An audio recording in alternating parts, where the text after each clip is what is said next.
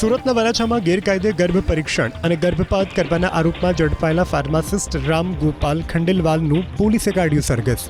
મમતા હોસ્પિટલમાં આરોપી રામગોપાલ ખંડેલવાલ ગેરકાયદે ગર્ભ પરીક્ષણ અને ગર્ભપાત કરતો હતો, જેને પોલીસે શુક્રવારના રોજ આંજણા ફાર્મ નજીકથી ઝડપી પાડ્યો હતો. એસઓજીની ટીમે આજે પોલીસના ચુસ્ત બંદોબસ્ત સાથે આરોપી રામગોપાલ ખંડેલવાલને મમતા હોસ્પિટલ લઈ જઈ અને રિકન્સ્ટ્રક્શન કર્યું. આરોપીને સાથે રાખી તમામ વિગતો એસઓજીની ટીમે એકત્રિત કરી. ઝડપાયેલ આરોપી રામગોપાલ ખંડેલવાલ નવેમ્બર 2025માં શિવાય હોસ્પિટલ નામે ગર્ભપાત કરતા પકડાયો હતો. ફોજદારી ગુનો નોંધાયો હોવા છતાં કાયદાનો ડર ન હોય તે રીતે આરોપી 6 મહિનાના ટૂંકા ગાળામાં જ મમતા હોસ્પિટલનું નવું બોર્ડ મારીને ગેરકાયદે પ્રવૃત્તિ શરૂ કરી દીધી હતી.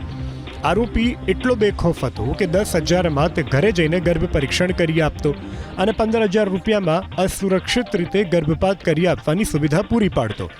ઝડપાયેલ રામગોપાલના કાળા કારનામા સુરત જ નહીં પરંતુ મહારાષ્ટ્ર, રાજસ્થાન સુધી ફેલાયેલા હતા. પરપ્રાંતીય સગર્ભાઓ અહીં ગર્ભપાત માટે આવતી.